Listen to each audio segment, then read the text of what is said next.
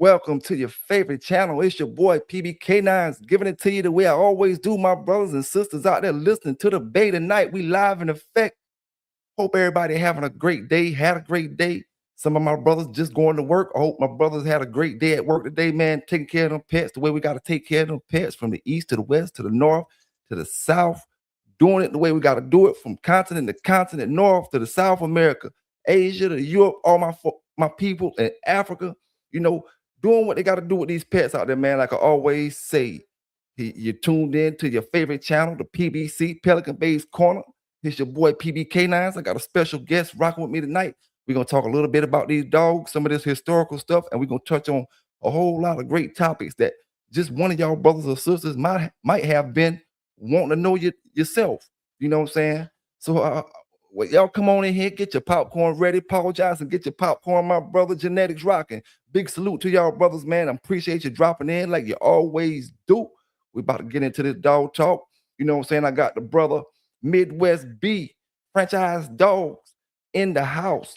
Gonna give y'all brothers a little bit of the dog talk, and we're gonna go back and forth and see what we can come up with, man, and see what kind of knowledge we could drop out there for anybody. And I'm trying to learn some things, like I always say, trying to learn a few things. Let me see who I got down in the chat, man. See who I got down in the chat. Old school original. What's going on with you, my brother? Appreciate you dropping in tonight, man. Appreciate you. You know, let's see here. Mike Red boy. Big salute to Mike Red boy in the house, man. What's going on, franchise dogs? My brother Midwest Brian. What's going on with you tonight, brother? How you doing? Hey, what's up, man? Man, how you feeling, man? Hey, I'm pretty good, man. I can't complain. You know, you ready to talk about these Okay. dogs tonight, man? Hey, look, I've been watching your channel for a couple years now, and I always wanted to reach out to you and see if I can get a little broadcast, get a little report going, and enlighten a couple brothers and sisters about these dogs down here towards the Midwest. Oh yeah, yes sir, man. Yes sir. Now, hey, I gotta get my glasses on, man. I get my glasses on because I Okay. make sure I can read the brothers in the chat the way I need to read the brothers in the chat. Uh, how I say this before I get to you, Mike. I'm trying to salute the brothers in the chat because we're gonna let everybody get up in here as well. Branko 007. Mm-hmm. What's going on? What's up, everybody? Oh, that's you, fam. Uh, not, You, Branko. no, not me. Okay. Branko, what's going on? All right, you know, we're gonna talk about these dogs, and you schooled me on something. You told me you started off with an Eli dog, right? Yeah, How old was you when you got your first dog? man. This was like back in the dinosaur age. This was back in 1992. Ooh, That's when I first got my first dog, man. 92. I was either going or in the eighth grade or leaving out the eighth grade, one or the other. It just depends on what time of the year. You know what I'm saying? Mm-hmm. Michigan in the I, building. Michigan definitely in the building tonight, man. Salute to all my Michigan folk out there, my Shreveport people out there holding it down. I ain't mean to cut you off, my brother. What's going on now? you all right? Well, let me tell you, my first Eli dog, man, I got for free. I'm gonna tell you this little story. I'm gonna be quick with it. But I get a lot of people that ask me how'd I get into the dogs. Yeah. I was in between apartments at the time. I was at the age about 18, and I'm walking home from a store. I'm walking home from a UDF, and I pass a window, and I see a dog sitting on the one of the beds. Well, I'm staying at the Red Roof Inn, and I'm walking past, and I see a pit bull, a brindle dog, sitting on the bed. And I'm sitting there, and I've always loved dogs, man. I've always had all types of dogs when I was coming up. My mother and my father raised me with Doberman pinchers, Okay. so I've always been into the working breed. And I'm sitting there looking through this window, and I'm like, man, that's a pit bull. And see, back then, pit bulls was like owning a alligator or something, a wild animal. Mm-hmm. People was feared. They didn't understand them, and there wasn't too many people with pit bulls, not in Columbus. But I got to standing there, and the guy seen me looking in his window. He like, "What's up?" And his name was Chad Simpkins. I ain't seen Chad in about a decade. But we start talking, man, and I told him my interest. I was interested in them dogs, and he was a dog fanatic himself. He had a Brindle Turtle Buster. It was a Fargo Turtle Buster bred dog, and then he had a pure Niggerino bitch down off of Gary Athens' Thunder Match. Mm. And you know, back then I didn't know nothing about pedigrees or nothing. But he started showing me how lineage went and how dogs were bred. And we became cool, man. And then I say about a month, he came up to I was in my new apartment, and he showed up, man, with a pup. And it was down off of that Billie Holiday. She was off a Thunder Match, and her bottom side was I believe it was Niggerino bitch. Mm. Uh and then he gave me a pup down off of that and turned me on to the boys down in Texas. Yep. That's Dang. how I started, man. Did he live a long life? You kept him for a while? Oh man, that dog was I was young and I was full of beans, man. And that dog lived for a while, man. But then I gave it to my mom because I went to breed her and she couldn't have pups. She couldn't have pups. Mm. So I gave the dog to my mom, and I had invested in a dog from Terry Townsend. Since I started reading pedigrees and I started looking at how these Niggerino dogs were bred, and I started watching. That's when back then they had videos, and this one breeder had a video out. It was called Wild Side Kennels, Ed Farron. Yeah. And I seen his video, and 50% of the dogs on his yard was Niggerino. So I started thinking that, this is the line that I want to stay with because these dogs is looking nice. And then I heard Snoop Dogg say, I got a pit named Pete. It's Niggerino. I got a house out in the hills right next to, I forget how he said it, but yeah, that had me stuck on the Niggerino blood, man. And I started educating myself. Okay. Okay. I hear you on that. Yeah, my first dog, Mhm. my first dogs weren't no pitties. I had a German Shepherd before I had a pits, and I had a it looked like Rottweilers, but it was Lab and Doberman mix. I had like Mhm. 3 or 4 dogs before I even got a pit, and then when I got a pit, that was a pit bull and boxer mix. It was actually a full blooded boxer mixed with a pit bull, and had to be a pit bull and boxer. So it was it had a pit bull look, and it was for a young fella. You know what I'm saying? I probably was about maybe about 10 or 11, or maybe about 11 or something like that when I got that or whatever. And like I said, I Mhm. thought it was a pit for me back then. And then I start getting with the pits when I start getting a little bit older, around the 14, 15 mark. And then probably about 16 when I was like a 10th, 11th grade, like I was telling my brothers, my homeboy came to school that lived across the street from Crossroad. And it was on and popping for me after that. Um, Hey, and once you got started and started really having them pit bulls, the other breeds didn't even matter, did it? nope, nope. And That's how it was for me, man. even before I got them, man, I always wanted one.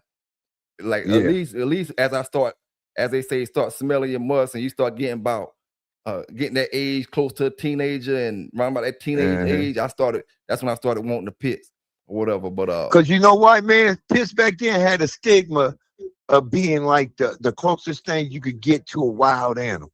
yeah, yeah, Most people had them scared of them, talking about, and it was always a myth back then, talking about how they had locked jaws. Mm-hmm. that they'll lock on something.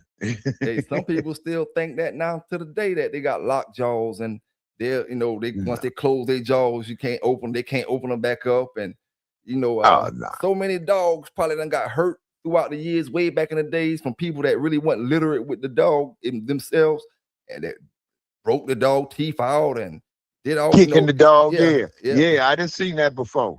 yeah. I didn't see young cats, the dog have a chain accident, or a dog another dog, or something happens, and they try, or breeding the dogs, and they don't know how to get them off. They don't know anything about breaking sticks, and they'll kick the dog, start kicking the dog in the mouth. Mm-hmm. Man, I don't know. Yeah, I I've don't know seen if that. they they were saying this up north, but I know in my area, and I know they had been more in my area. They used to say, "Feed a dog gunpowder to make them crazy, and Oh give them hot hell sauce, no. give them hot sauce, feed them hot sauce and make them crazy and all that type of stuff." Hey Hey, man, do you know what gunpowder does to a dog, oh, it's man? gonna kill them. It's gonna It kill them. eats up their damn stomach lining. Oh yeah. That's why the dog's so damn mean and angry. Mm-hmm. He hurting. Yeah. He dying. Yeah. Yeah. You're right about that. Now, Yeah, man. now, You give gunpowder to anything, it's yeah. gonna be mean and upset and ready to bite you. Hey, that's the 100% truth. You know, Yeah, hey, now when it comes to these bloodlines and the knowledge of these bloodlines from back in the days to the days time, back when you start when you were savvy about what was going on and you knew the dog man. game compared to now, how would you speak on that far as the knowledge Oh of the man. bloodlines, the knowledge the brothers had then and the knowledge the brothers got Back in the now? days, man, when we used to when we used to hunt. See, I noticed that these dogs had a prey drive once. The very first time I noticed that these dogs were serious about what they do, I was riding up a back country street coming from one of my families, and I seen a groundhog. Mm, And I'm sitting there. I told the dog I had my iceberg slim dog. She was a Carver bred dog down off of Lopsay's Buster, bred to a what was the bottom side of her was, man, they bred a pure Carver Eli dog to an old family red, Wilder and Hemphill okay. female. And that red nose kicked in that gameness, and that Carver Eli put the top on there, and that prey drive. That dog seen that groundhog and almost tried to bust my window out. Mm, So I pulled over and I went to let her out the door just to see what would happen. Man, she ran up on that groundhog. Man, that groundhog was about the same size as her, and it was on. damn, It was on, man. And damn. that's when I discovered that these dogs are serious about what they do. Yeah. Yeah. But the game was a lot. The fraternity, I say, was a lot more stand up. Like now, these days, you got, see, back then we didn't have social media. Yeah. Yeah. We didn't have cell phones. You had to, we went to ADBA shows.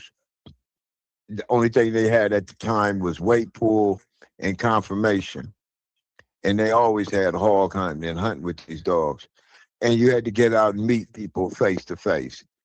And you really, you saw what a person, people invited you out to their property, and you politicked more one on one than through a cell phone text.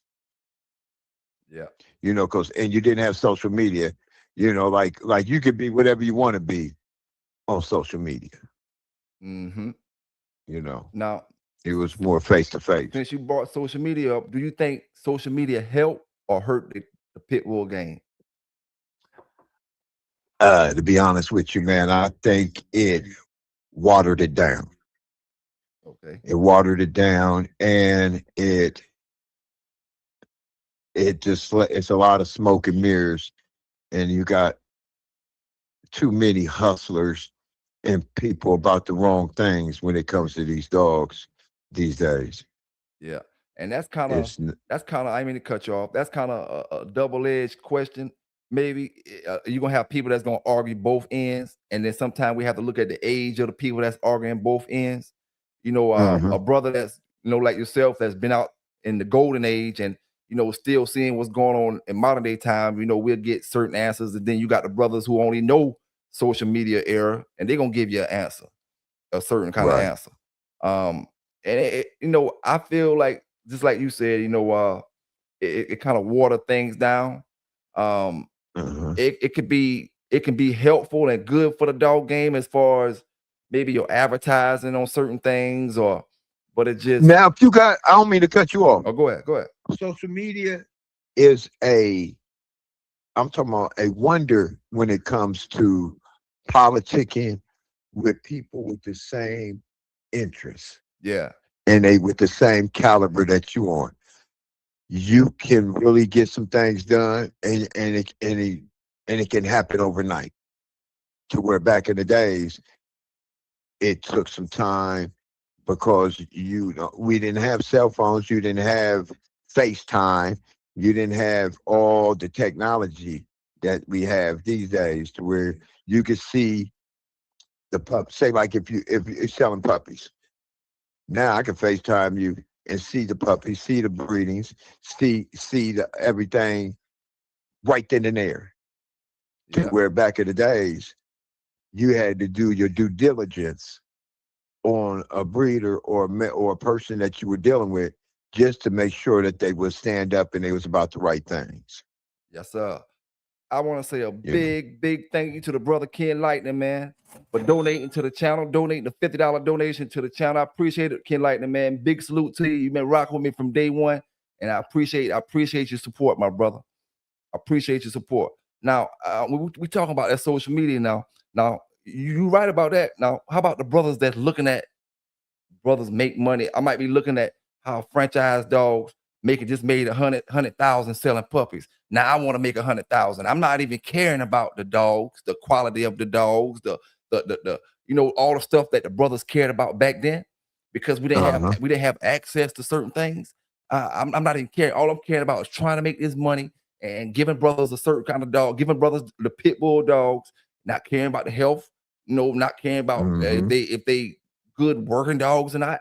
It can go. A brother can argue both sides all night long, man. When it comes to have social media help, have social media hurt. It wasn't back in the days. There wasn't no Facebook to where how the police say everybody in the groups and talking on Facebook and making. It was none of that. So that kept you out of that type of situation. That's right. That's right. See what messed the dog was. My opinion on how that failed. You got people that bring a bad energy and bad influence on the dogs that really don't have a passion for the breed. Okay? Yeah. You got some that just looking at dollar signs and looking at, okay, this is the trend right now. Let me see if I can jump on the wave to make some money. And then you got some of the timers like ourselves that it has nothing to do with money. It's just the passion of owning a dog, and we've been dog men since day one. It ain't had nothing. It never was an influence. Well, let me breed these dogs to make some bread. It was, I like these dogs around me because I just like animals. And the American Pitbull Terrier is the breed of dog that I fell in love with. Oh yeah. Now you feel me? Yep. Let me address one of these brothers in the chat real quick. Bracco 007, you said 95% of the white pit bull people I put up here are phonies. Listen here, my brother. You don't know 95% of the white pit bull brothers I deal with. So at the end of the day, when you make comments, I'll drop the link and you can stand on what you're talking about, my brother. This ain't one of them shows where we gonna let you type and you ain't gonna do no talking. I'll drop the link and let you stand on what you're talking about. I want you to name 95% of the white brothers I have up here talking with me. You know what I'm saying? What you talking about? What you talking about sound real silly right now. This the first night I even seen you in the chat, my brother. So what you talking about? You know what I'm saying? You can't talk about 95% when you never showed up in the chat talking about shit. You know what I'm saying? So if you want me to drop the link, what did he say? 95%. If I could be reading it wrong, but I think I could read pretty good though. Say 95% of the white pit bull people he puts up here on here are phonies and insects in the breed. You don't, like I said, I'll drop the link and you name some of the people that I had up here speaking. You know what I'm saying? Because I don't play that bullshit when it comes to white and black and all that shit, dog. You're gonna stand on what you type. If you want to stand on what you type, I'll drop the link for you. Other than that, play the position and listen what the fuck we talking about and talk with some sense, my brother. You know what I'm saying? We don't care. That's what I call trolling. When you talk shit that you can't back up, fam. You know what I'm saying? You got to be able to back this shit up here, dog. You know? Now let's get back to what we talking about. You know what I'm saying? At the end of the day, it'd be 95% of a lot of this bulldog motherfuckers be phonies. Don't say white pit bull people. Say all pit bull people. If you want to say something, you know, I can understand. Yeah, we can't put a nationality or color. I can understand you say, oh, a lot of people in the pit bull game are phonies these days. You know what I'm saying? But when you say white pit bull people, you lost me, fam. You lost me. All the way lost me. I fought with my white brothers. I got white brothers that I'll straight up go take off my shirt and go back to back and swing knuckle to knuckle with anybody with. You know what I'm saying? Pit bull brothers. I ain't talking about no other pit bull brothers. So you gotta correct what you say or stand on what you say and show what the proof is of what you're talking about. You know what I'm saying? See, I don't mean to interrupt you, but see, that's what I mean. Go ahead. And then you LOL. Social media. Then you LOL. That's exactly what I'm talking about, brother. Social media, you can be anything. We don't even know if you got dogs or not, fam. You know what I'm saying? Right. I'll give you the link so you can come up and show us a dog or two and then explain to us what you're talking about. You know what I'm saying? Yeah. Yeah. Oh, YouTube. I got you. You say YouTube. Okay, so you saying 95% of the YouTube people I have up here. So tell me who the YouTube people I have up here are phonies. It don't make no difference. YouTube, white, black, still stand on what you talking about, my brother. Which YouTube brother I brought up here was phony? I got him up here tonight. Had Mad Doctor up there last week. So you say 95%. I'm gonna go back five shows I did, and that's mostly everybody who I had on the show. You know what I'm saying? Yeah, man. See if you lot of listen here, my brother. I'm gonna tell all of y'all. I'm gonna tell all of y'all that they want to be with that bullshit in the thing. I'll block you quicker as a motherfucker. It don't mean shit to me tonight. Understand that shit. You know, I understand that your ass will be get up. You watch that shit from somebody else's channel or somebody else's house. You know what I'm saying? What up? What up? Live your life, dog. Salute to you, my brother. You know, listen here, man. You deserve some yelling at. Yeah. You know what I'm saying? You deserve yelling at. It is what it is when you're talking bullshit. Don't get up there typing no bullshit. What you think? I ain't gonna respond to it. I'm gonna give what you want. Fair and uncut, raw and unbiased. Fair and unbiased, raw and uncut. Some gonna like it and some ain't. Apparently, old school, you didn't like it. And Bracco might not like it. You think I give a fuck? I'm gonna give it to you. You know what I'm saying? It just is what it is, dog. You don't type shit you can't stand on. I can stand on all my shit. I'll put my camera on right now and show you a dog or two. You know what I'm saying? I ain't gonna get up here and I ain't gonna talk about a fake YouTube or fake this or fake that if I can't stand on it. That's too much. That's the problem now. Like you said, y'all using this social media to say shit you wouldn't say in somebody's face. You know what I'm saying? That's why I said that it's some of the energy is negative because back in the 90s and late 80s, you had to get out and you met people face to face. Yep. And it was more social. It wasn't so much technology involved, you know. And you got the rundown on a person because the fraternity was not so forgiving as it is today. Mm-hmm. See, back then, if you was caught on some bullshit or you did something faulty, you was X'd out. And when I say X'd out, no one messed with you, period. Because it wasn't that many people in the Pitbull fraternity that, you know, the circle was so regulated and monitored that just anybody couldn't get into this. Yeah. You feel what I'm saying? Mm-hmm. Yeah. Now you gotta now when it comes people go ahead. It's about the caliber of person that you are. Yeah. If you hang with busters and dick riders, one day you're gonna do some buster shit and you're gonna ride a dick. Mm-hmm. That's just plain and simple. You are the company you keep. Yes, sir. Now, when it comes to the Eli dogs, and you know, with the one that you like, you say you started off with, or the Eli line in general, you know, Them art bred dogs, them Niggerino dogs, and them Chinaman dogs. do you know whether the one that you had was inbred or line bred or not? Uh, Back then they was breeding them so tight. I had I had a double granddaughter to Case Cujo. It was Case Cujo bred to Kate Sasha. I think it was Kate Sasha. And then they did took that was a breeding on the dad's side, and then on the mom's side it was Case Cujo to Kate Sasha, and that was the third generation. So I would say that was inbred. Then I had a dog that was down off of Kate's Cujo, and then the other the other part of Niggerino came from Hooten's pistol. Mm. Hooten's pistol had a little piece, I think, a piece of carbon in it.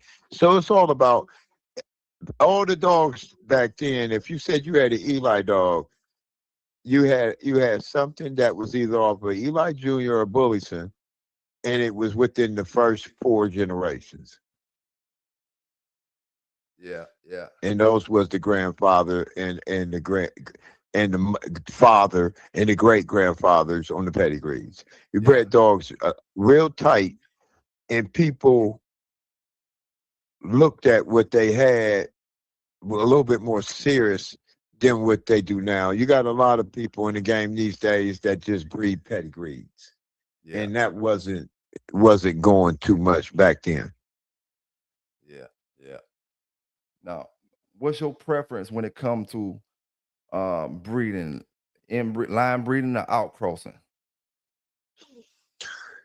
Uh, it really depends on what you're looking for and how you like confirmation wise. You I My preference would to breed two different families. If I wanted to breed some dogs that had confirmation to the T and it just lit up like fireworks, I would breed a pure Bolio tombstone bitch to a pure Chinaman to a double bred grandson of Frisco. Now, because Frisco has that little piece of Bolio down in him, That's what I was gonna say and that's too. what Yeah, sparked yeah. the fireworks. Okay. Now, if you try to get brood stock, you're gonna go daddy, daughter, siblings, back to granddaddy, and tighten it up. That's brood stock if you're trying to clone the dog that started the line. Like, say if I get a dog that's double bred Frisco. Frisco's his granddaddy on the daddy side. Frisco's his granddaddy on mama side. And then on the bottoms of those two, you got Frisco back there. That's what you would call inbred. You feel me? Yep, yep. And those dogs pretty much don't come out every blue moon you have, but those dogs don't come out to confirmation. They don't usually score in a confirmation show. You don't have a high percentage of confirmationally built dogs, Yeah. The ones that if you it makes sense to the you. ones that you breed real tight. The ones you breed real tight. Okay. Now, a lot of brothers would have said they wasn't really worried about confirmation back in them days and different things like that. Uh See, that back in them days, yeah, this is for historical purposes. yeah. You had a lot of dogs. They had a magazine out called the Sporting Dog Journal, Hmm. and that recorded matches. I've heard of that magazine, and I think I was out on the road one day and I ran across one. And that was a underground magazine that recorded all the matches that went on around the world. Okay. Yeah. And see, you gotta remember back in them days, when people had those functions, man, they was pretty much legal or a misdemeanor. You right about that. I remember one time when Yeah. it was probably about had about 94, maybe 95. We was back in the woods messing with the dogs and stuff, and had two dogs going, and we had some more on the side, and maybe about two. I think it was about two waiting on the side, and then, the county man came. The county man came back there. Everybody broke off running. Uh-huh. Left the dogs, and ones who had the dogs, they took the dog with them, running through the woods. And the police ended up getting, like, I think it was about two or three of the dogs. One of them was a puppy, and the other two was kind of big. Make a long story short, brothers just called the animal shelter and said somebody stole the dogs, and went down there and paid. I think it was about $50 or $60, whatever it was, to get them from the animal shelter. And it wasn't nothing. It wasn't no big deal. They ain't had no hole on the dog, no nothing. Went down there to the animal shelter and picked the same dogs back up when the police took them down to the animal shelter. And then I had another homeboy. Yeah. I had another homeboy. They got jammed up in a backyard dog situation, and it wasn't like it was nothing, man. Basically, like tickets and stuff. I'm not even sure if they went to jail or not, but it wasn't nothing as far as them getting no time or going to court to get time or none of that type of stuff like that. And like I said, this is 94, 95 or before. This wasn't even in the 96, 97 era. This is way before.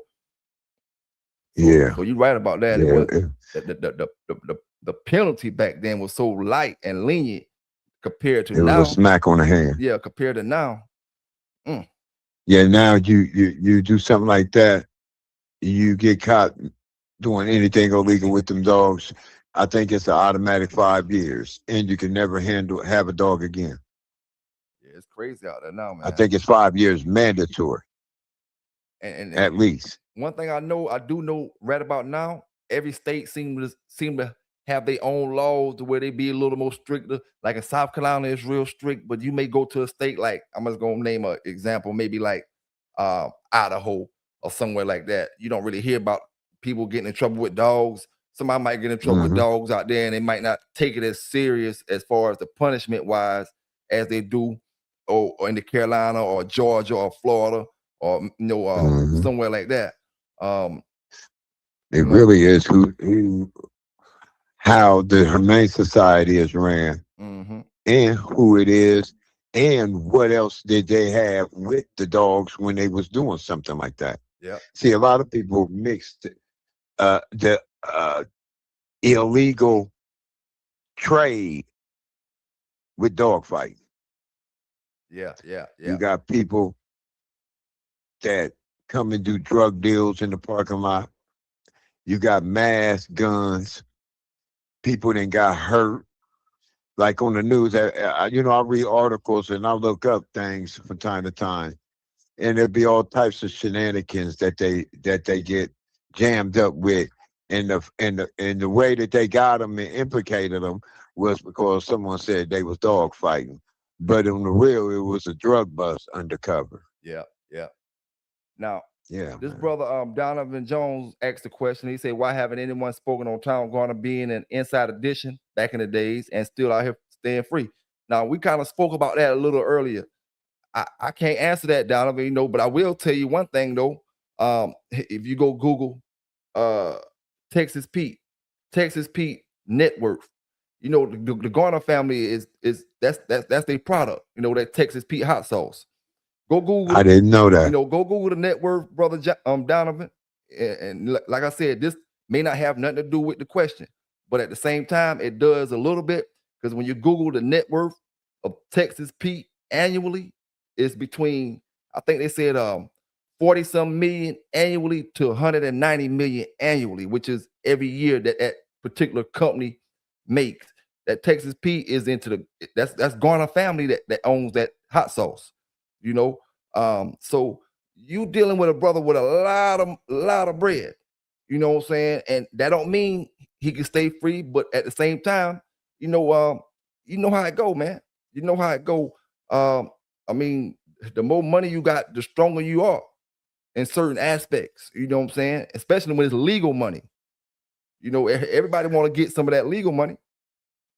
Well, I think that now these days and times when you're breeding these dogs, you gotta even if you just a family breeder, all your dogs is like you go to ADBA shows, you enter weight pools, you still with dealing with this breed, you have to have certain tools into place Mm-hmm. because there's a lot of people that have that stigma that when they see a pit bull that you're doing something illegal with it. Yep. You right about that. And I 100%. don't care if you who you are, they automatically if you got more than two or three pit bulls, they automatically their antennas go up and say, "Hey, what is they really doing with them dogs?" Yep. You know what Mm-hmm. I'm saying? Yep.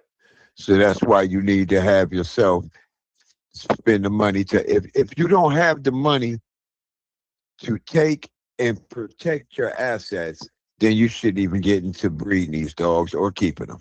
Yep. Yep. Because first of all, you got to let your humane society, and that's in every state, know that you're transparent and that you don't do nothing illegal or service anything illegal, and that you're an open book to the world Mm-hmm. when it comes to that aspect, when it comes to these dogs. You feel me? Yep. Yep. If you can't be an open book, then you might have some scrutiny or some type of problems with your, local main society or state period. If you're trying to house and keep more than two or three pit bulls. Yeah, it's bad, man, that they look at the dogs like that.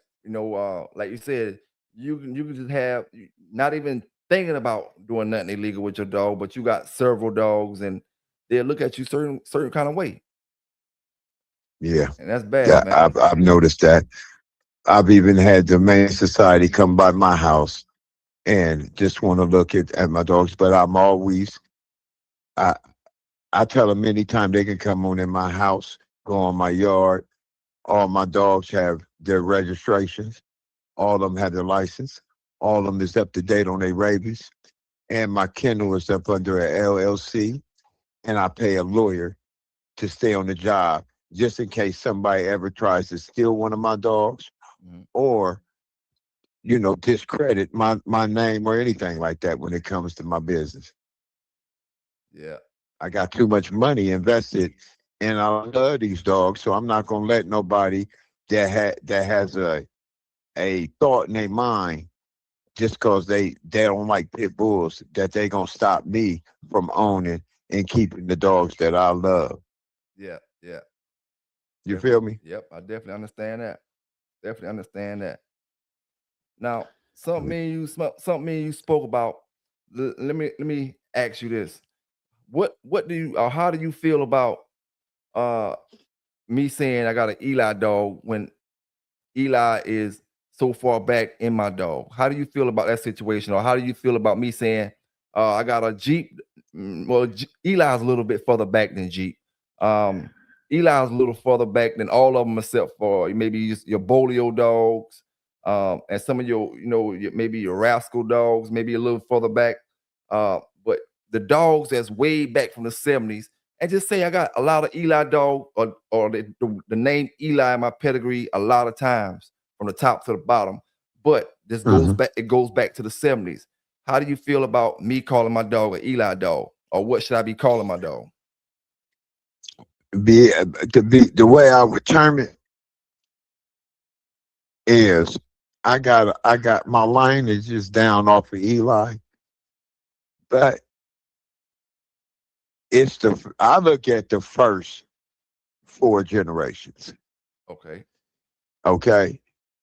Now, if I got a scatterbred Eli dog, that means if I got a little bit of Art, some Homer, some Niggerino, Chinaman, you could say what else?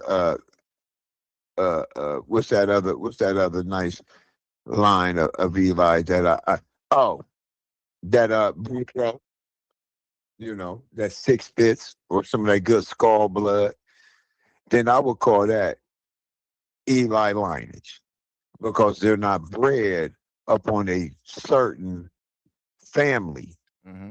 descent of Eli. Like me, I run it tight. I run tight Chinaman dogs. I run tight Niggerino dogs. You go to my pedigree when it goes back to after 4 generations, you gonna see Niggerino or Chinaman at least 15 times. You Okay. feel me? Yep. Yep.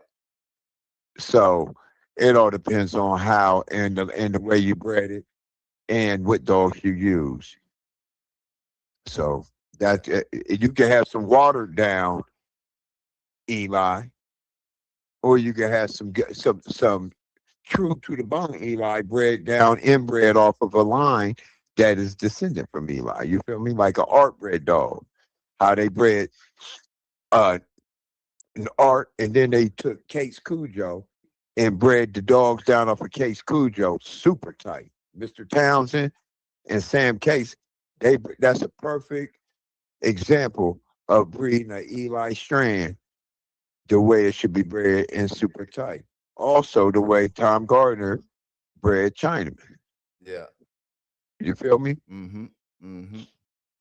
Eric Lacy said, "What's going on, Midwest Brian?" Hey, what's good, man? How you feeling? Yeah, man. I was wanting to know about that because I might like I'm gonna speak about my dogs or dogs I deal with like the Red Boy Jocko stuff. Them dogs is 40 years ago. The actual Red Boy and the Jocko dog is 30 some 40 some years ago. So Mm-hmm. even though we may line bred it or inbreed it, and that's why I say, how do you feel about me saying it's Red Boy Jocko, or should I be saying speaking about the dogs in the first 4 generations? Oh, Like this a when so you and so say Red dog Boy or so and Jocko, so. what is the it's that lineage, but what is the most common dog that you see on the pedigree? Yeah, yeah. Okay. You feel me? Yep, yep. Like Red Boy Jeep. I bred to a dog named Tramp, and he was Jeep on the bottom side. He was Jeep bred back to his granddaughter. Then on the no on the top side he was Jeep bred to his granddaughter. Then on the bottom side it was inbred Bass Trap Red Boy. Like Bass Trap Red Boy was within the first 5 generations about 5 times. Mm, You feel me? yeah, yeah. So so it all depends on, and it depends on where you get your dogs from, man. Because everybody now is a top flight breeder and has the best. Yeah. You feel me? So who you think the best Red Boy Jeep cross was, that you know of? Back in the days, Tab, maybe Tramp. it was Tab's brother, Ramraj Tramp. Okay. Ramraj Tramp was producing some great dogs. They was built like baby Arnold Schwarzeneggers, and they prey drive was on point. I did a Tramp. I took Tramp to a pure Niggerino bitch, and I produced some dogs that was world class, hands down. I And wanted this was I back wanted in I wanted me a 99, 2000. I wanted me a Tramp dog, or I'm still I still can get some, but I haven't had any. I I had a heard that bunch of them white boys in tab. Chicago got some good Trent blood. I have I to. don't I don't know them personally, but I just heard and I've someone had told me that there's some good Trent blood in Chicago. Mm, I have to try some of that out. Not necessarily from them brothers, but for somebody one day that's heavy Tramp, heavy off the Tramp dog.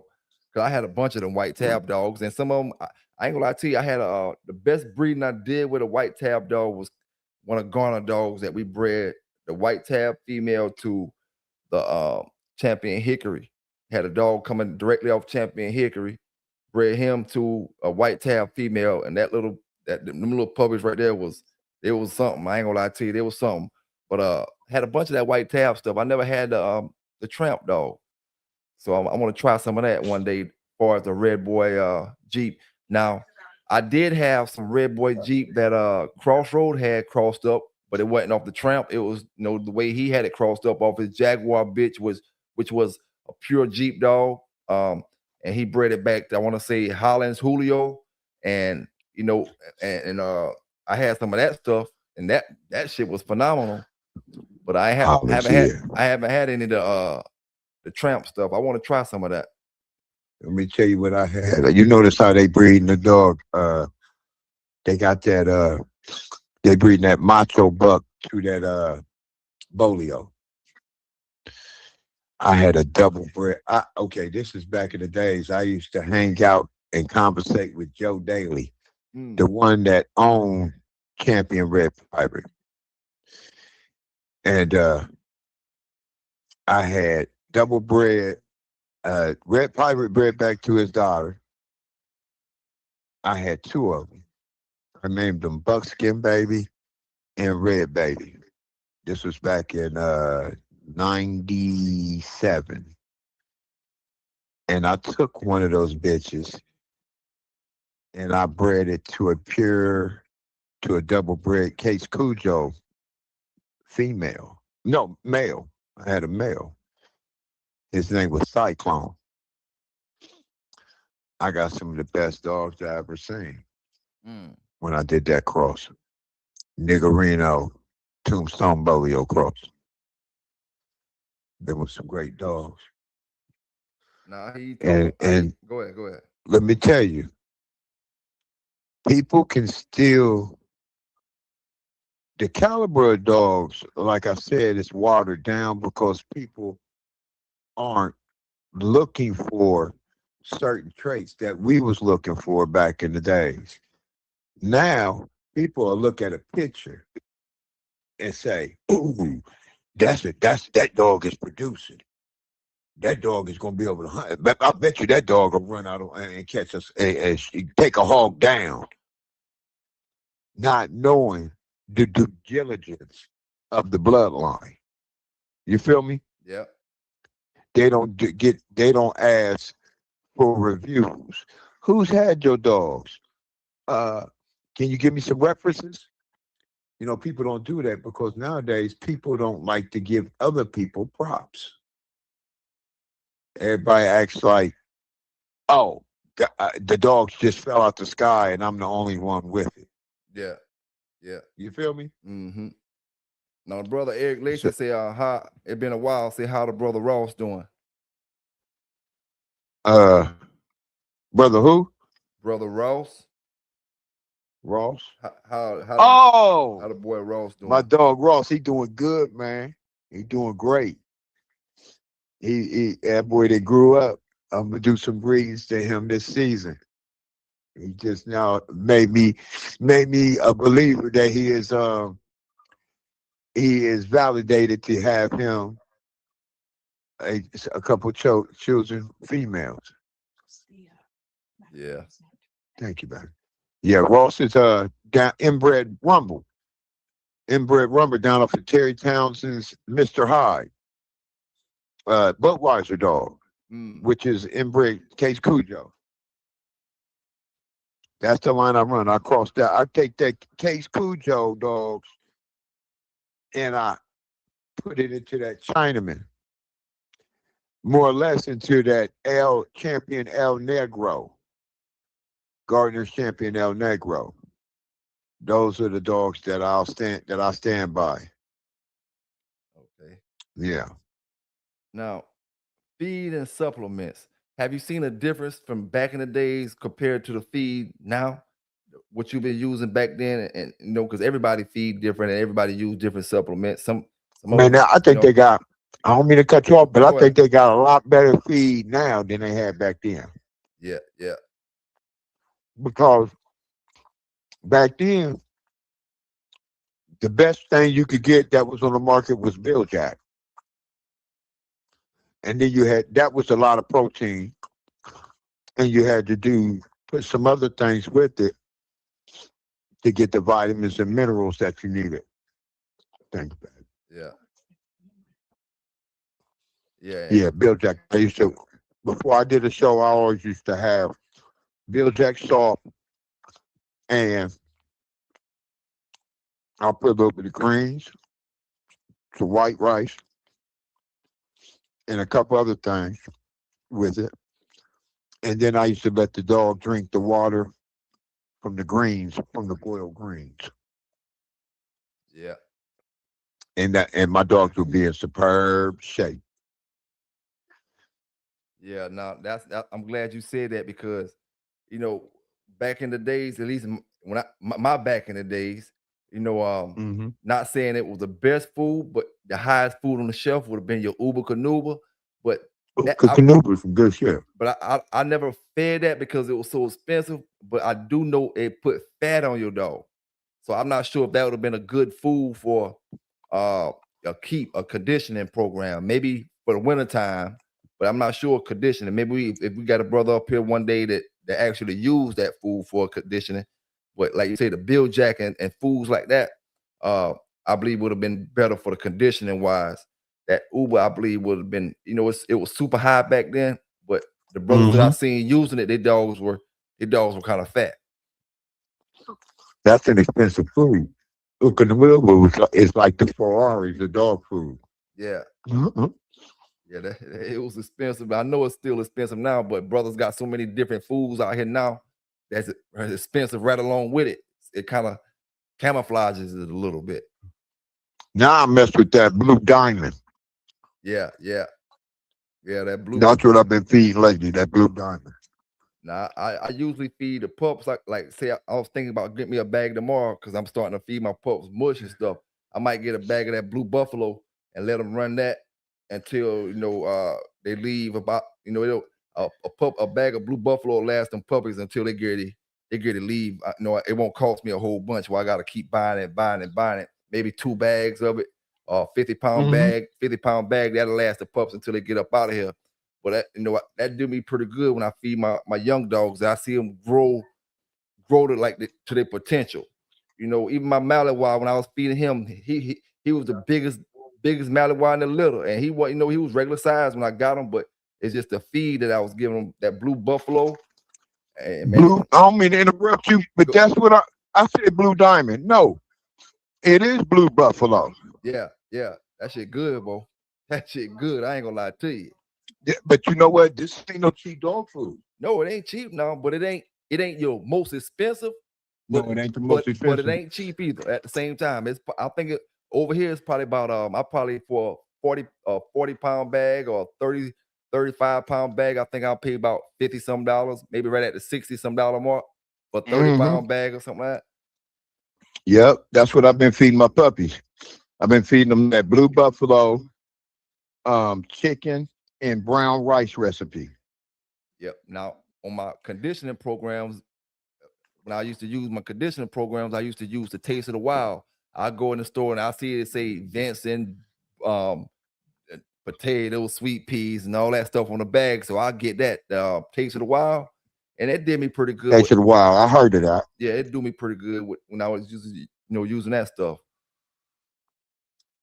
I know back in the days, the reason why I said diamond, because they used to have, I think they used to have diamond at Sam's Club,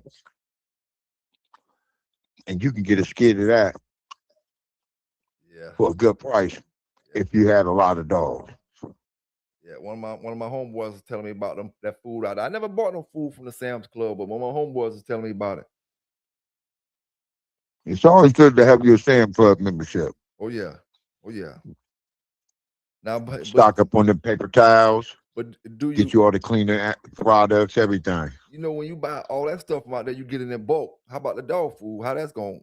How That does? they sell it to you in skids Mm, if you want it.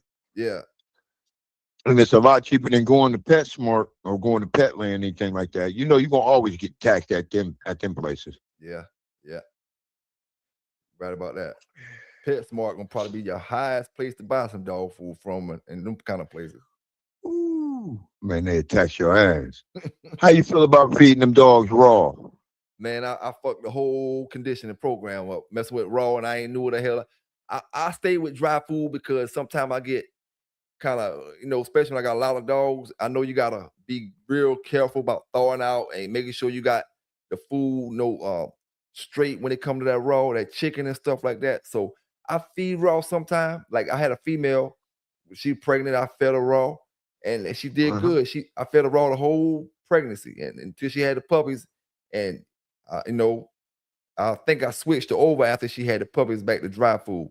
But I did a keep with the Okay. raw. I did a keep with the raw, and I messed up because I did half raw and half dry food. Have like, as far as the time period, I did dry food first, and then I switched to the raw, and I Okay. messed it up. I don't got no problem with raw. I think it's really gonna be your healthier thing to do because it ain't nothing gonna beat real meat. Real chicken and real vegetables, and True that. that's gonna be the True that. yeah, that's gonna be the best option regardless. But it just with me having time to make the little portions, and it's just easier for me Yeah. to get the dry food, man. But You see it. You could just scoop it on one, two or three scoops, and then you're yeah, good. Keep it yeah, moving. yep, yep. But I think raw is gonna be the healthier. You're gonna see the best results. You can see that I was feeding my I had a dog off of matter of fact, it was the dog that I got now, it was her uncle, off of, Mhm. let me see who was off of damn, it don't really make no difference who he was off of, but he was a walking out dog, a big John dog. And man, his body looked so lean and you could see the muscles, and I almost could say you could see a line in his rib cage just off of me feeding him a leg quarter or two a day, you know. And I fed him a little bit of food here and there, and a little bit of maybe a green or two in his food, eggs and stuff like that. And Uh-huh. he wasn't in no keep or nothing. I'm a big lover of eggs. I love to feed my dog eggs, raw eggs, cook eggs. Okay. Whenever I feel like cooking them, I'll cook them. But I just take the egg and just bust it down in the food, let them get the shell and all. And I feel like Mm. that his coat good and I've shiny. seen that. I read something that the eggshell was healthy. Oh yeah, they eat egg and all, eat the shell and all, man.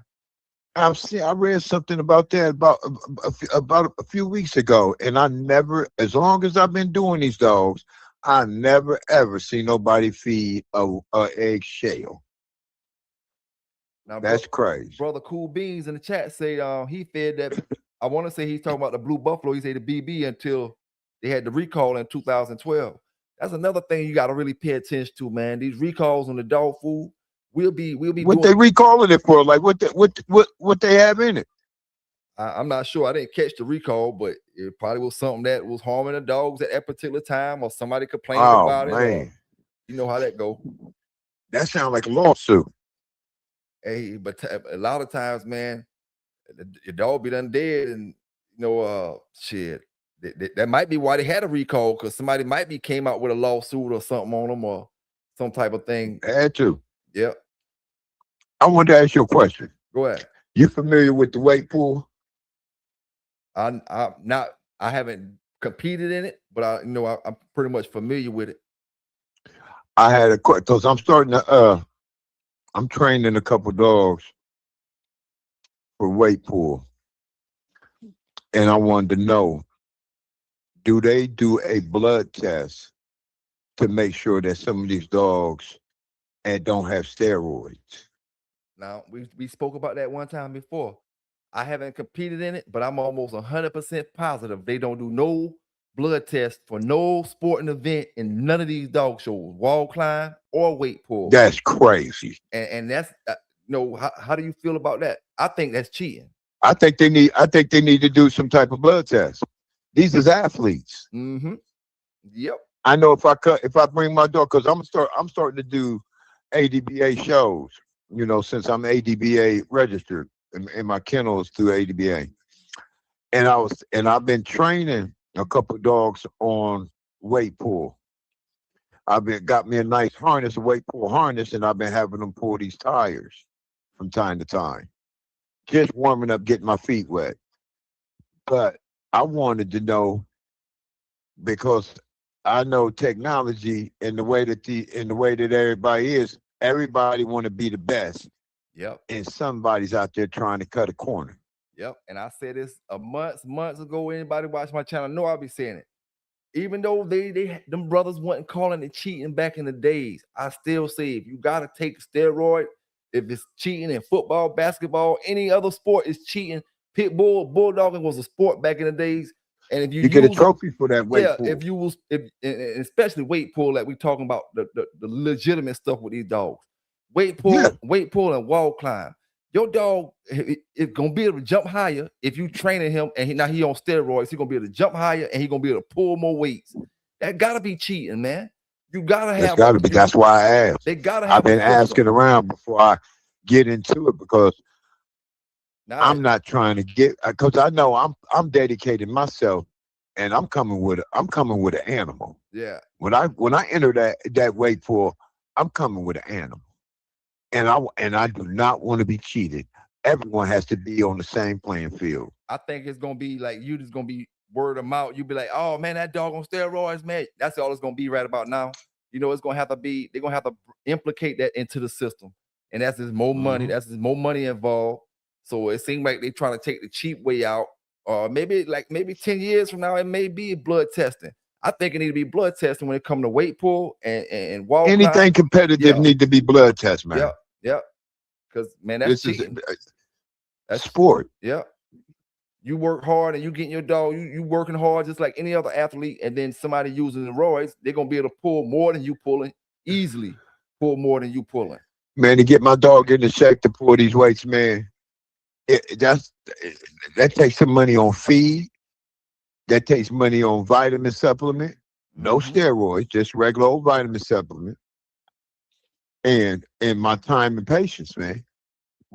I don't want to come there with something natural that I've been working so hard at, and somebody cut a corner and zapped him up, juiced him up with some testosterone, and he did outpulled my boy, making me look crazy, and it really wasn't bona fide truth, you know? Yeah. Now this yeah, man. Hey, Cool Beans, let me ask you now. You say when you go and see the dogs that's competing, you will know no roids are being used. Why you say because they're not ripped up muscular? You know, I don't know. I'm just asking, brother. You know what I'm saying? Because if brothers was using them steroids in them shows back in the days, they damn sure you can bet they might not be using it in the wall climb, but I guarantee you that weight pulling, they using steroids, whether they look like it or not. They ain't got to be bulked up. The whole point of me using it, I keep my dog looking slim, looking like he ain't got no muscles in him. But when he get to pulling, he gonna be stronger than the ox. You know what I'm saying? Okay. I got to start. That's what I'm gonna start going to. I got to start going to them events and watching how they do things. But like I said, I got some strong males around here. Yeah, Cool Beans probably been out there where he's seen certain things. Me myself, I had competed in it. I'm just speaking, just gossiping, basically. You know what I'm saying? Because I haven't competed in it, but I know these brothers believe in them steroids and them pit bulls. You know what I'm saying? They believe in it. They believe in it, and they believe in it as not cheating. You know? Nah, that's cheating. So, you know, when it come to weight pull and when it come to you being the champion and you getting this many points and you the top weight puller in that particular weight class, man, you got dogs that ain't even 30 pounds that's pulling more than dogs that's 50 pounds. You know, they strong, you know, and there's no way it's not no kind of system to tell whether we cheating or not. When have the pit bulls, or when have people been that honest with pit bulls in any kind of competition that they competed with throughout the years? You know, brothers say brothers have said back then, oh, this dog is badass, but they giving them roids. They giving them roids. You know what I'm saying? I felt like, you know, if your dog was that bad, you wouldn't have to give him roids. But then you got brothers. No, you wouldn't. Then you got brothers that say they just gonna give them the edge. They got a dog that's badass. Now he's super badass. You know, so it's gonna always be somebody arguing from this way and somebody arguing from that way. You know. Mm-hmm. And if you know, from my understanding, them steroids cost some money to get it done right. Oh yeah, you gotta know what you're doing.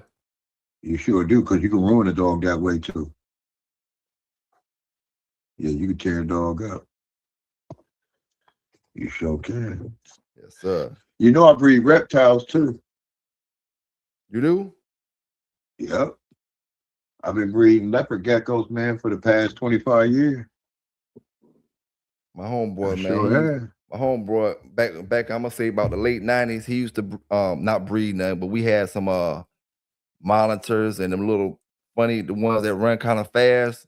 We had Uh-huh. some nice looking, I call them lizards, but they was calling them, they monitors and look like they dried up, look like they can be in the desert or some shit like that. Their skin look all dry and all kind of stuff. He was into all Oh that man, type. He that's was into cool. that. He was into that stuff, man. But I ain't never really got too much into it. I had a python. I had one python throughout my days that had him in an aquarium. And when I moved to another area and I put him in the garage for a minute while I was moving. And it happened been cold, Uh-huh. it was cold weather, and he put a snake in. I think he died or some shit like that. But Oh man. yeah, I had one python in my whole days, and he got about long as my arm or something like that. I used to buy little mice and let them attack it. That shit was cool, but I never really got into the monitors and stuff like that. John. I do fish and all that type of stuff. Uh, I had piranhas, what they call Paco, Man, I had red belly Oscars and Pacos. piranhas too, Yeah, man. yeah, When I I was had him. coming up, when I was a young buck. Now I had the red belly Pacos and stuff when I was probably in my 30s, my late 20s. Man, I ordered them shits offline. I ordered like probably about 20 of them, about the size of quarters. They was about the size of quarters. They came in the mail, and I was feeding them bloodworms, and started off feeding them bloodworms, and I could hear an echo in the background, bro. Who, me? Yeah, My fault. I was walking towards the kitchen. My fault. yeah, but Okay, we and then I good? yeah, I feed them bloodworms, and then after a while I had a whole nother tank where I feed them goldfish. I'll drop a goldfish in there. Man, Uh-huh. I started to do that on live. I get me some more, man, do it on live, let y'all Hey, brothers you want see me it. to tell you? I don't mean to interrupt you, Go man. ahead, go ahead. Want me to tell you a bad tropical fish? Which one? A snakehead. I ain't never seen that. Snakeheads. They got them in Florida. Somebody threw them in the rivers in Florida, and they hybrids now. But them snakeheads, Yeah, some of the baddest cichlid. I think they are cichlid in the cichlid family. But well, I had a snakehead that was about 6 inches long. I throw it about 2 dozen goldfish, and they eat them up. I say within 30 seconds, 2 dozen of them. yeah. Bam, bam, bam, bam, tearing them up. Damn. Yeah, I have to check Yeah, them out. snakehead. Now, one brother, salute to you, RA. Salute to you, RA. Brother asks, without your traditional rolling the dogs, the way they used to do back in the days, do you think 10 to 15 years from now the dogs will still be as good quality as they was back then? And if so, how can you still uh test your dogs without doing it the illegal way? What kind of activities can you test your dogs in to still get that? Oh, I know this dog is that one, or this. Hog hunting, Yeah, hunting. Period. yeah, That's what I do to keep my prey drive. I don't do nothing illegal. I don't stud no dogs. If someone calls me talking about dog fighting, I hang up on them and I block them. yeah, You know, it's all about the way you breed your dogs, the caliber of dogs. It comes from you. You got to get out there and see if your dogs are hunt. You got to have if you ain't somewhere where they hog hunt, you got raccoons. If yeah. you ain't got raccoons, you got groundhogs. If you ain't got groundhogs, you got possums. You can get out there to see the prey drive and see if the gameness is in a dog from hunting. Period.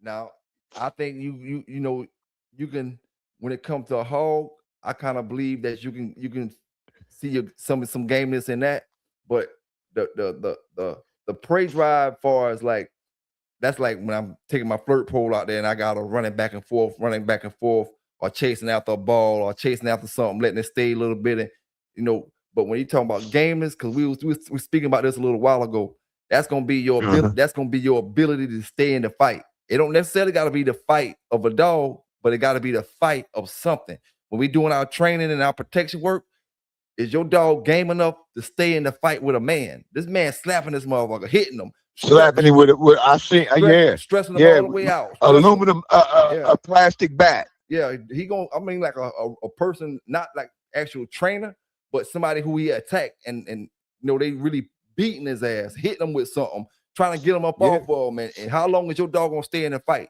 It got That's right. When you Google it and see what, at least when I Google gameness, it's the how long will your dog stay in the fight? So I think the hogs. You put your dog up against a 700-pound hog. Yeah, I think the hogs are gonna be your best bet as far as seeing what your dog is made of and something that's gonna really fight your dog back. A coyote, your dog will run through them shits. Some coyotes not even big as pit bulls. Some of them are 2 times big as pit bulls. But the chances on you bumping into a coyote is gonna be way slimmer than you going out there and put your dog to find a hog. You can easily go out there in the woods somewhere where they got hogs and find a hog and chase them down, and go to hunting. But them coyotes, you never know if they sick or they got diseases or even even raccoons and all that type. I'll be careful when we talk about putting our dogs on certain animals. I mean myself, I don't let my dog hit no possums, none of that type of stuff, because I know them animals carry diseases, that you really don't want to get involved with sometimes. You know what I'm saying? Right. Now, what's gonna happen? What's gonna happen? You let your dog go on a coyote or something, or even a raccoon, and now a raccoon over there getting the best of your damn dog. You gonna go over there and try to jump the damn that raccoon stuck in your dog head, and your dog grabbing him, and he ain't quitting, and that raccoon stuck on his face and biting him and all kind of stuff, man. It could take a dog eye out, any dang on thing. You know what I'm saying? It sure can. You're right. But that hog is something to benefit when you're done. When you got you a good plate, if you eat pork and stuff, you can take that home and you got food for the winter, food, fill up the freezer. You sure do. We're putting them on a possum or something like that. Yeah, you're gonna see your dog go over there and lock on them and shake them. That's like putting them on a cat. You know what I'm saying? He just gonna go crush him, and he might crush him, and he might kill him instantly, but that ain't gonna really show you how game he is. When he get on that hog, like you said, 600, 700-pound hog, 500-pound hog, and he got tusk, and some of them hogs meaner than your dog might be. Man, you better have on a working harness. You better not take no young dog out there on no 700-pound hog. How early do you think you can start hunting with your dogs out there in the woods like that? At least 18 months. Okay. That's when you can start them. That's about a year and a half. Because you got to look at it. A dog's years is 7 to ours. So a year old, that's a 7-year-old kid. That's how I've looked at it. Some of the dogs don't fully mature until they turn 3. So if you don't have the patience, then you just gonna have you might as well not even be into the dog game. Yeah. Because you're wasting your time. You're going to ruin a lot of dogs. Man, I want to say it was the brother. I could be mistaken, Yellow One, but I think the brother Yellow One showed me some videos where his dog was out there catching some hogs not too long ago, man. That shit fun, dog. That shit damn, I mean. Man, I've been selling dogs to people that say they're doing hog hunting. And they showed me some pictures of I'm talking about some hogs, man. I wouldn't want to put none of my dogs on. Yeah. Them things, them hogs is like 800 pounds, man, with tusks, with teeth longer than my finger. Yeah. You know what I'm saying? Mm-hmm. And if you don't put in certain ways, you got to school that dog out to put him on an 800-pound hog. Just don't go out there talking about get him, boy. He gonna kill that dog. You gotta school him out on little. You gotta move him up. Yeah. You gotta like you can. I think you can purchase a hog, a live hog, and for food. Hey, now it's crazy how I don't know how they do it in all states, but around here it's illegal to take hogs from the woods and bring them, because we already talked about, like, say, how brothers do dog shows. Man, we and say we do the dog shows, but we do it in hog hunting style. Brothers coming from state to state, and we got maybe a 10-acre piece of land where we got a hog hunting competition set up, where you go in there and you see who catching the hog the fastest, or see who catching the biggest hogs. It's illegal to do that around here. I forgot what they call it, but you can't take the hogs from one place and bring them to another place for that type of activity, as far as hunting. Now you might could bring one to your own property where you ain't advertising it or nothing like that, but I'm talking about where you're doing it as a sport. And brother Re come bring his dog, and next brother bring their dog. Paul Johnson bring his dogs, and we competing just like the brothers doing the weight pull and all that. But now you're going out there, and you're trying to catch the hogs with it. That shit is fun as hell, man. You going to Texas? We all going to Texas, loading up. The boys got big hogs out there.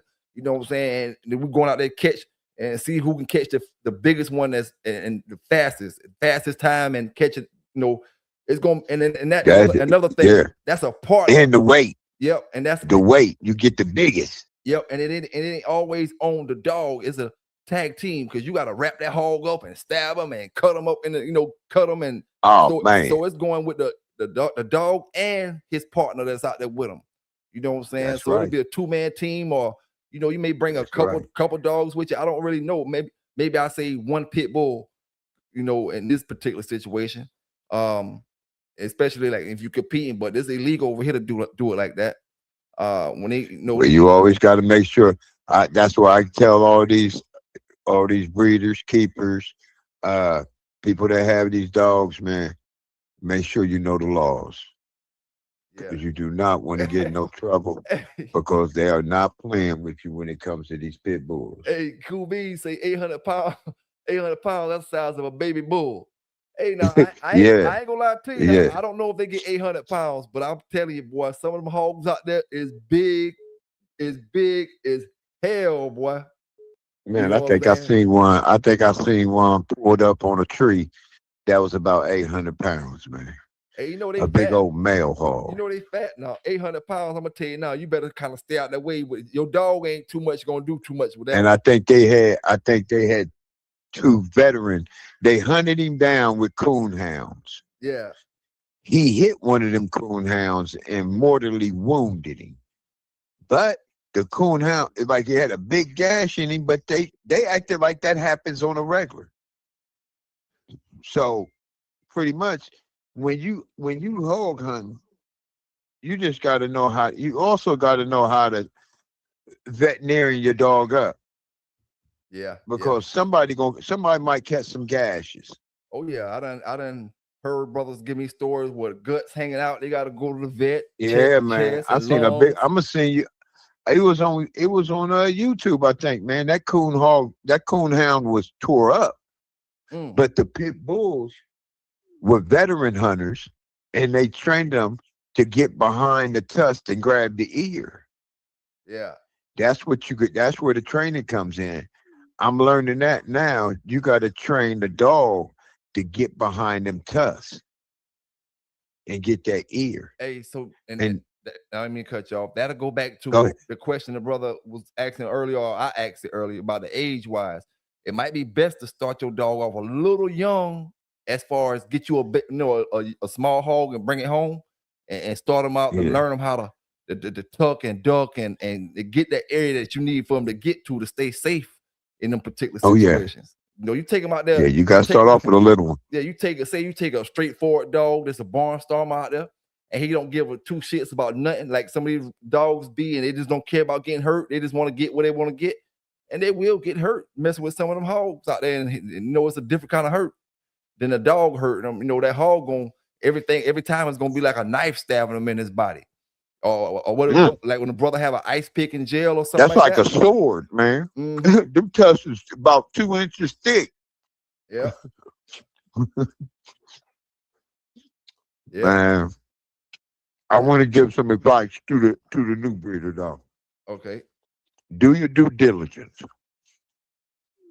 before you get out there and start buying dogs and just throwing money anywhere. Make sure the people you deal with are honest, good people, man. Because these days, you'll mess around and somebody will send you a Labrador and tell you that it's a game dog. Hey, that's why I stayed away from black dogs. A lot of black dogs back in my days, because some of them dogs, man, you don't know if they lab or pit. Some of these brothers be having. All right. That's why you got to know who you're dealing with. You gotta have a good due diligence before you put yourself out there because you'll find yourself digging a money hole, throwing it in there. Then you be ass out at the end. Damn, Cool Bean said he just Googled it. He said Hogzilla was approximately 800 pounds and I told you. 8 feet long, biggest ever recorded. But boy, you don't want that mad joker there chasing you through the woods, boy. He knocking Man, that thing could kill you. Yeah, he knocking trees down and all coming through there, boy. You can imagine how loud he be when he start grunting and all that. Man, look here, boy. Shit, they might don't have a tree that can hold you up in there. You try to jump up in the tree, and that joker come trying to get at you, man. 800 pounds, and they 800 pounds. And they ain't gonna be slow. Oh man. Nah, that motherfucker running about 20 miles, 25 miles per hour. Mm-hmm. You can't outrun it. Yeah. And the dog gonna have to. That's why I said you go out there with some young dogs, you might as well just hang it up, because he gonna slaughter them and then he gonna come for you. You feel me? Yeah. Yeah. And you want your dogs to have some bone. That's why I breed for nice bone. I get solid. I'm breeding some nice solid dogs.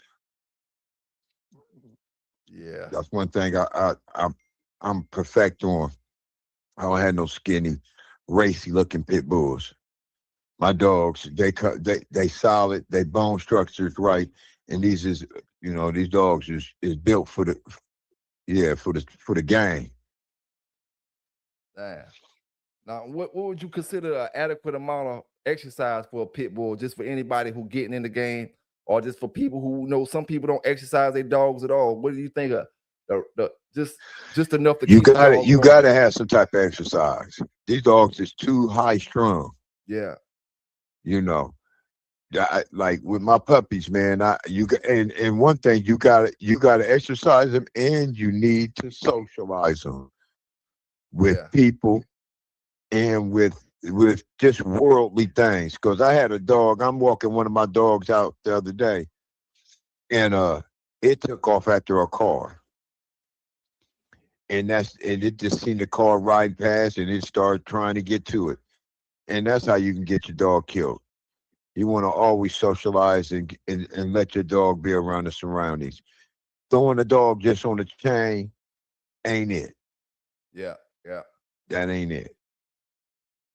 Yeah. You got to socialize these dogs. Now I got one, man. I might even cut you off. I got one that she grown and she never did this before. She's starting to act like she wanted to chase after cars. When I would walk by a car and it's coming towards me, I starting to see her lunge out a little bit and snap them out like she's trying to grab the car. And I don't know where the fuck she get this shit from. But she just starting to pick it up. She just started picking it up over the past couple months. To me, that's the prey drive. They see the dog run, they see the car riding by, they look at it like it's prey. That's the way that these dogs look at things. They see something running, they gonna go after it. Yep. You feel me? Mm-hmm. Exercise and socialize, the brother say. Exercise, socialize. Yes, sir. That's right. You at least want to put in at least anywhere between 15 minutes to 45 minutes a day with your dog. Yeah.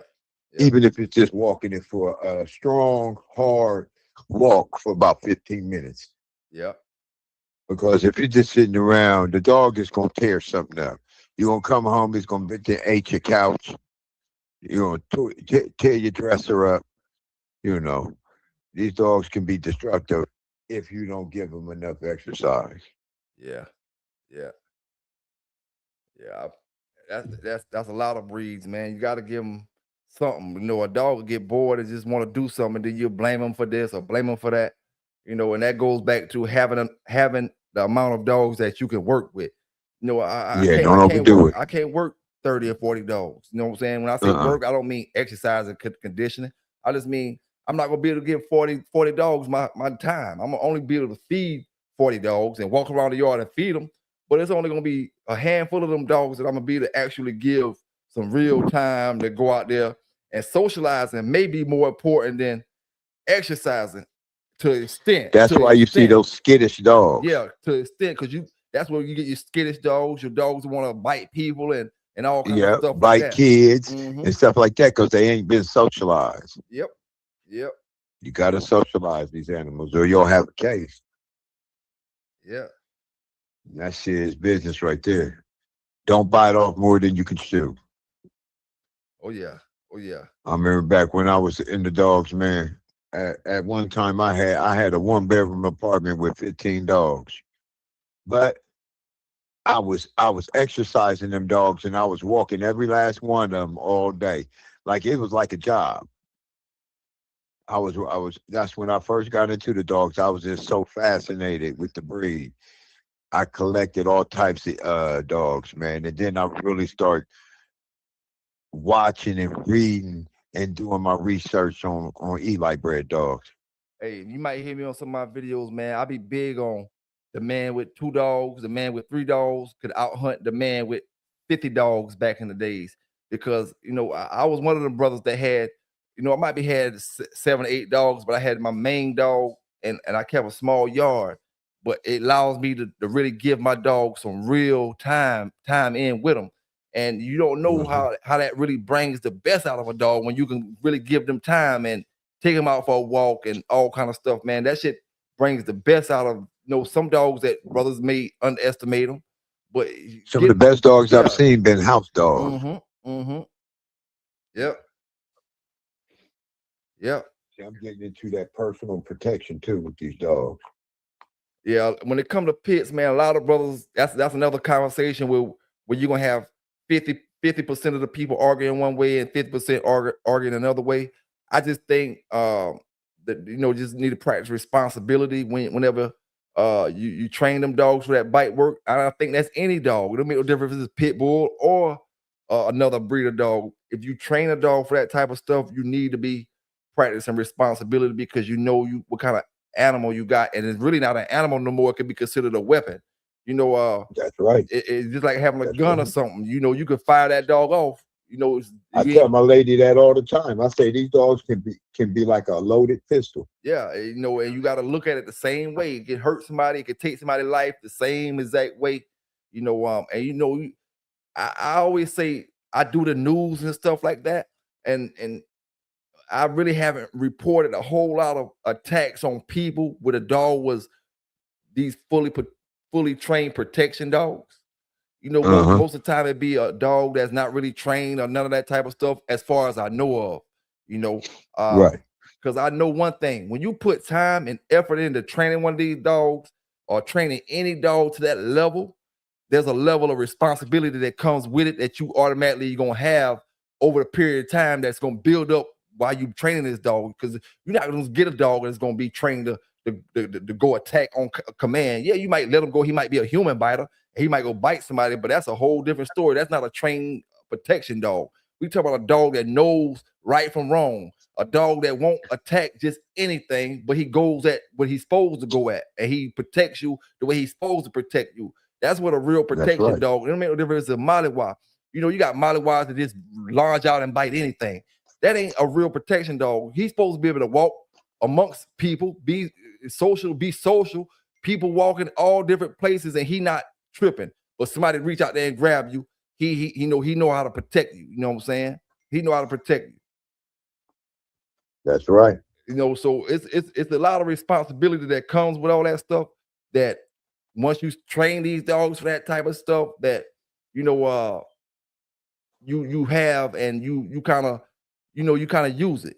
You're not gonna spend 2 or 3 years of training this dog and then turn around and let him be out there running around loose because you know what type of dog he is. First thing you're gonna be like, you got to keep him in a short leash, or you gonna make sure you have him right. It's not just gonna be you in the house while your dog out there running around and you ain't got no fence or nothing, and you got people walking up and down the street and your dog in the front yard, and you don't got no kind of barrier to block them from the people or nothing.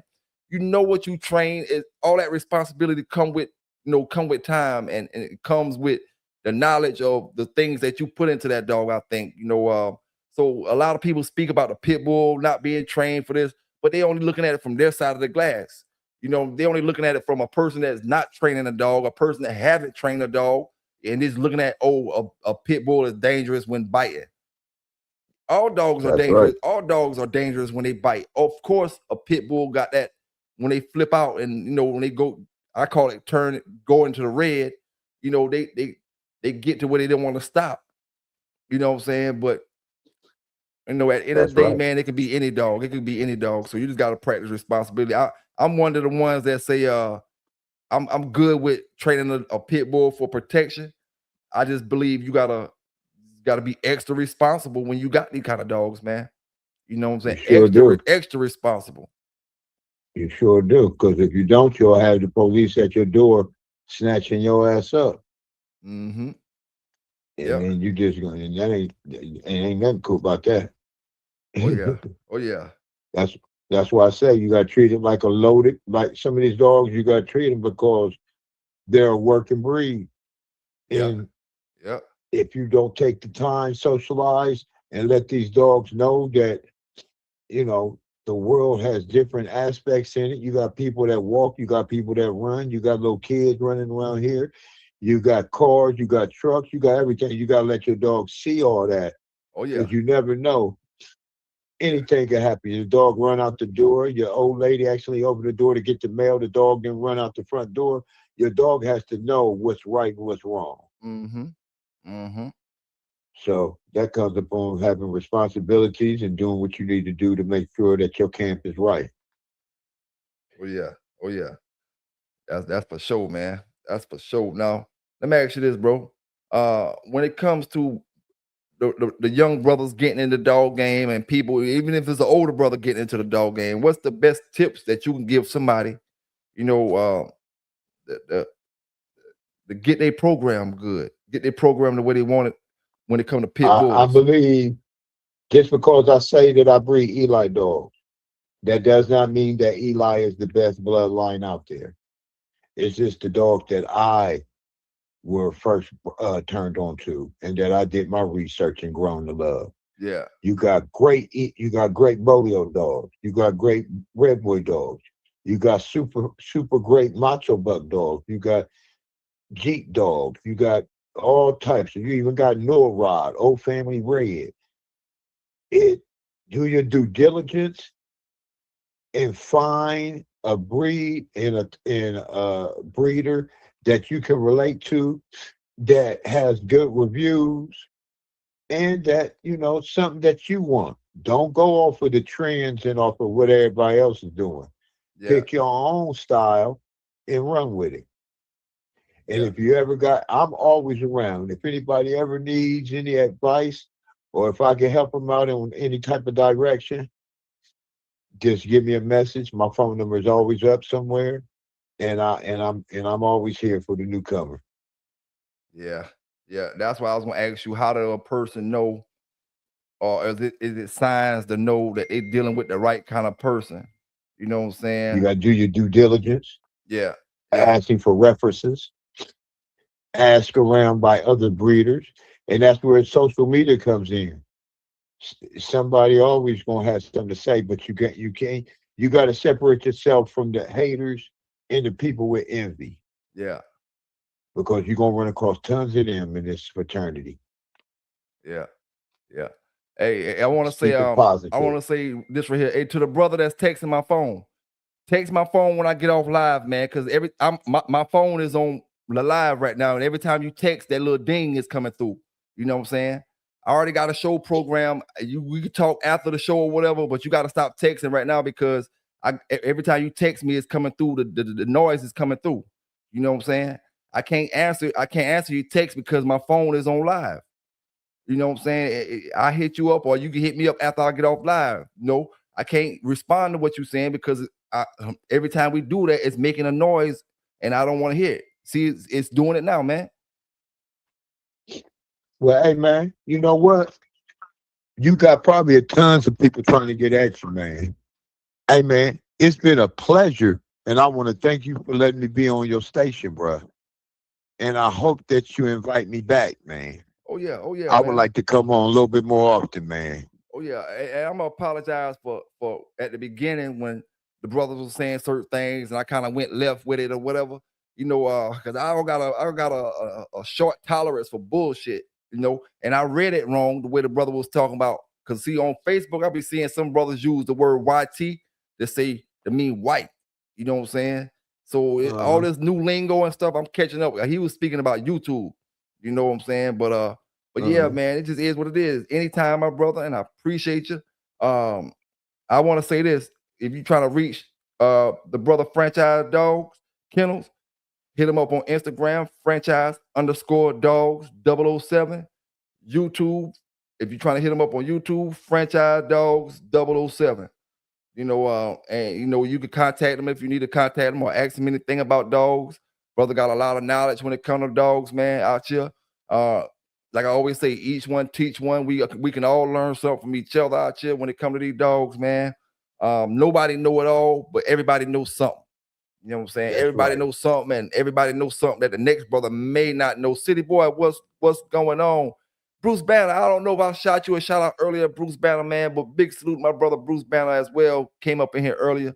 I think I went down in the chat and sent you the shout out, Bruce, but I wasn't sure, man. You know what I'm saying? But yeah, man. I think that's pretty much it as far as the questions wise, unless you got some stuff you want to talk about. Just talk about in general.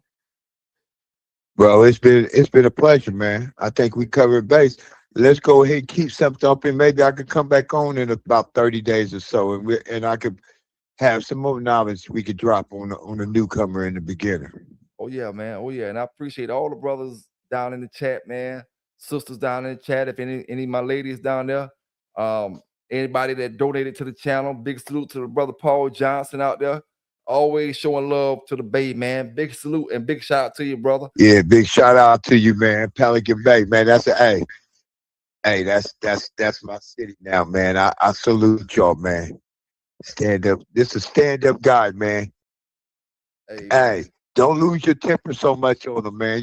Every now and then they might get on ruffle your feathers, man. Don't go off on them too hard, bro. Yeah, I'm a work in progress, man. I'm a work in progress. I ain't perfect. I already know. I'm work in progress, dog. And trying to make it, man. And I need brothers around me that's gonna keep me level headed on certain situations like that. And salute to the brothers that I was talking to earlier. If you still in the chat or what? I didn't kick y'all out or anything like that, or I didn't kick you out. Normally I'll boot a motherfucker out. And I'm glad you said what you said. I'm glad you said what you said, bro, to correct me, to let me see what you were saying, because I didn't read it right. I read it the way I wanted it, I guess the way I wanted to read it. You know what I'm saying? So I'm glad you correct me on that and told me what you were speaking about. But I always drop the link, man, because anybody, we can come up here and speak about a text message can get read the wrong way. But when you get up here and talk about it, then I understand what you're saying. I could text you. I could text you tomorrow. You're a big man for setting it right, for apologizing. Yeah, I can text you tomorrow and text you a little short sentence, and you could take it the wrong way. That's right. And I can say it. You can hear me say it, and you be like, "Damn, that shit sound a whole different way." I could text you, and then social media. Yeah, I could text you, and then you start flipping on me, and I could be like, "Man, what you talking about?" What? And call you back like, "I was talking about this, man." And you be like, right. "Oh man, I didn't understand. I was reading your text." So them texts, man, they can be really misunderstood, man. You know what I'm saying? Hey, it is what it is, man. It is what it is. I appreciate y'all brothers rocking with us tonight. City boy, you came up here a little late at night, man. But like I said, I got to get to my dogs, man. I was glad to hold it down with y'all brothers for a good hour and some change, man. Hey, brother, I told you, man, I can't the when you call or when you text or anything on the phone, I'm on live. I can hear the beeping. You know what I'm saying? Is that what I hear that keep beeping like that? Everybody gonna hear it. It's gonna be on the live. That's what I'm telling, brother. Give me a second. I'll be off live in a minute, and then you could call or then you could text or whatever. Come on, fam. I gotta cut you off, dog. I gotta cut you off because it's like you're not even trying to hear me, dog. You gotta hear me, man. Come on, Keep blowing you up. Yeah, come on, fam. I'm about to be off. Hopefully he owe you some money. Nah, ain't nobody, nobody owe me nothing right now or nothing like that. But I do want to say this, man. I appreciate everybody that been rocking with me, the puppies, everybody that's getting the puppy, man. That's why I'm about to get off live now so I can go make sure that Mama Meliello just came over and told me she got to go out and use the bathroom because she'll come up to me and rub her head on my damn leg or rub her head on my arm when she got to go to the bathroom. That joker, since you ready to get out there. Yeah, I'll be laying down sometime. That joker will come to the edge of the bed and rub her head right there. I know she got to go out and use the bathroom. So I got to go out there and get these puppies right, man, and make sure everybody good. I think it's too late. Hey, go ahead. You gonna be up for a minute, man? Because I might text you or hit you up later on, man, to just chop it a little bit. Oh yeah, I'll be up for a minute, man. But I ain't gonna lie to you, I'm still not 100% right now, man. Like I said, I've been going through my little health issues and certain things. So I'm still not 100%. I'm getting it together. So I don't stay up real late all the time. And plus I'm getting a little age on me. I ain't no 1 o'clock man no more, man. I be in bed kind of early. You know what I'm saying? I be in bed kind of early sometime, but I ain't going to bed right this second. I'm gonna see what the brother talking about. That was hit me up, and you can hit me up anytime, man. You got my number. I definitely got yours. And shit, it just is what it is. Hey man, hopefully you invite me back in about a month or two, man, so we can chop it again. Man, you talk about a month. It be anytime, dog. Anytime, man. With thanks, bro. Because when it come to live, man, I like to just sit back sometime and you could talk. You could take over the damn show and talk and like I said, ask me questions. I don't want to be the one asking questions all the time. When brothers, if you want to, any of these brothers down in the chat want to get up and ask me dog questions or this or that, come up, man. None of us are perfect. Right. Like I always say, none of us know it all. No matter, I might act like I know it all sometimes, but I don't know it all, though. Shit, you know what I'm saying? And I'm always like I always say, if I'm not willing to learn something, then I'm lost. You always got to be willing to learn. Right. You got to stay like a sponge out here. You know what I'm saying? That's one like thing, man. I practice that every day, humbling myself and taking advice from somebody else. That's right. Well, man, hey, I want to thank you, bro. And I'll hit you up in a little bit. And I want to say to all the newcomers and all the veterans out there in the dog and the fraternity, y'all stay safe. And I want y'all all to have a beautiful 2026. Yes, sir, man. Y'all stay safe. Y'all stay legal. You know where you got it from first. It's your boy PBK9s on the PBC, giving it to you fair and unbiased, raw and uncut. Some gonna like it, some ain't. And we out. All right, bro.